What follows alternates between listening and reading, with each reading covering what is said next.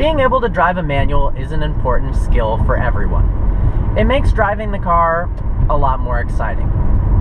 And it opens up a world of new possibilities of vehicles that you can and should drive with your new talent. And if you're a female watching this video, being able to drive a manual is sexy.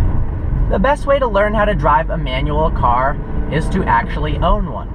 If you can only borrow a friend's car once every 2 months or so for an hour, it's going to be a long and difficult process. But that doesn't mean it's impossible.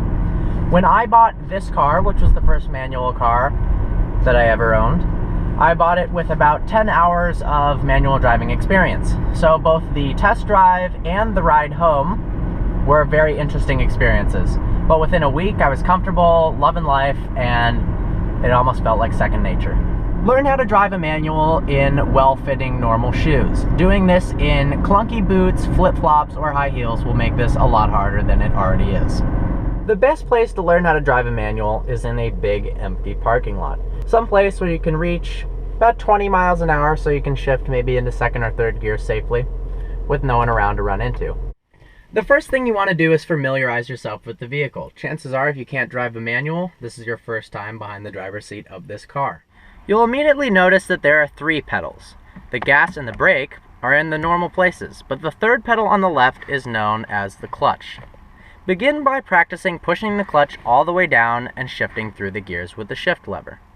You have to press the clutch in order to change gears. As you release the clutch, do it slowly at first. Feel for when it pushes harder against your leg.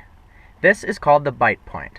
This will be very important for later. Depending upon your clutch's age, it can be anywhere from near the bottom to the very top of the clutch throw. Going from a standstill to a start is the hardest part, so that's what you'll be practicing the most. In order to demonstrate the process of learning how to drive a manual, I'm going to have Eddie hop in the driver's seat and we'll teach him step by step how to successfully do it.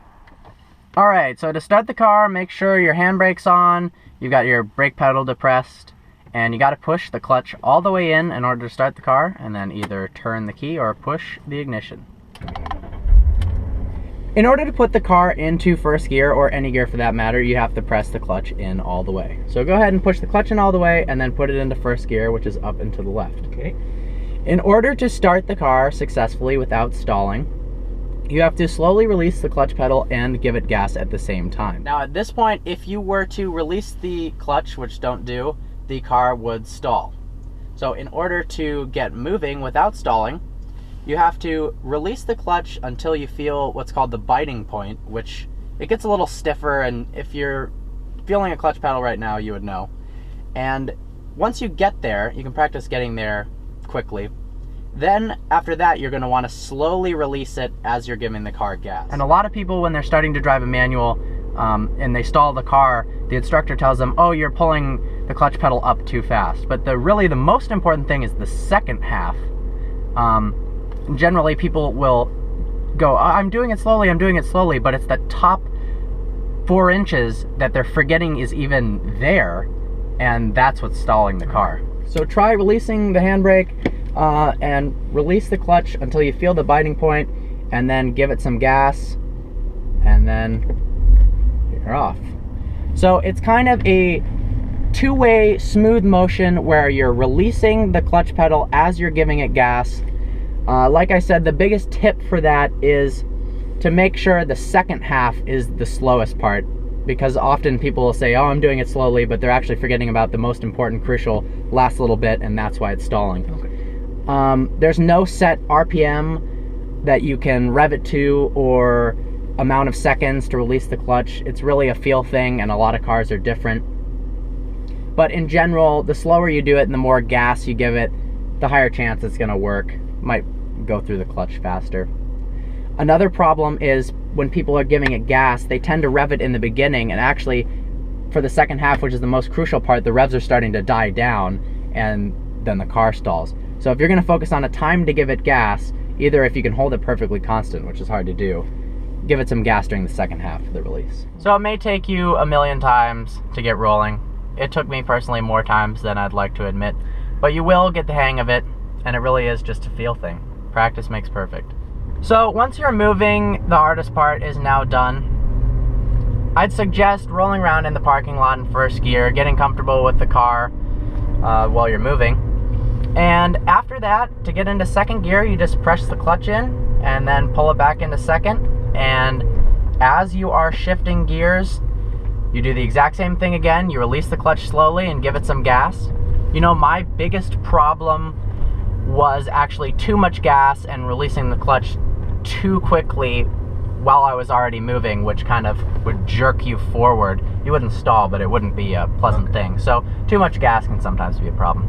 But honestly, once you're rolling, things like being on the freeway is your friend, and being in San Francisco on a hill with a Ferrari behind you is not, because that's a stressful situation. There's no set RPM at which to shift at. You know, if I'm driving and trying to save the environment, I might shift at around 2,000.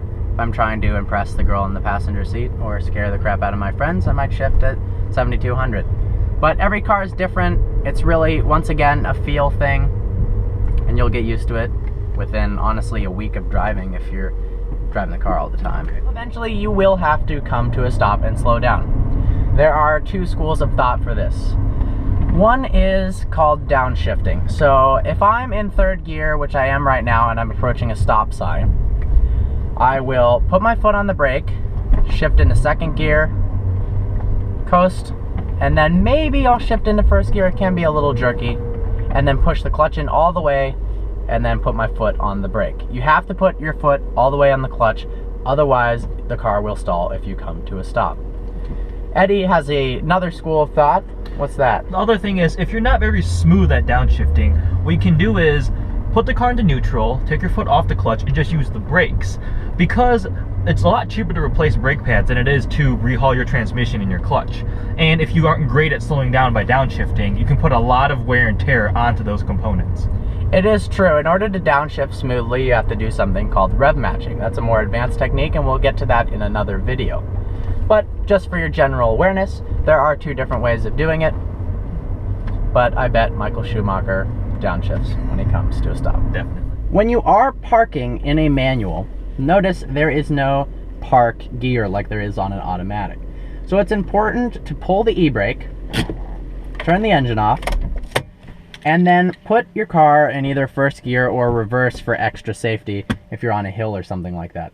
You know, if you're facing downwards on a downhill, it's best to put it in reverse because it's going to lock the car from rolling forwards. If you're on an uphill, put it in first. Just gives you a little bit of extra comfort. So this video is just the basics on how to drive a manual. There's many more advanced techniques that we won't cover in this video, but we will in future videos. You know, learning how to drive manual is a fantastic skill, but it is extremely frustrating. So swearing and stalling a bunch is totally normal and fine. But just try to have as much fun with it as possible, because once you do learn how to do it, it's awesome. Well, I hope you enjoyed this video. Like always, please browse our channel and subscribe. And if you have any more things related to cars that you'd like to see us do a technical review and or instructional video on, please leave a comment below and we'll get on that as soon as possible.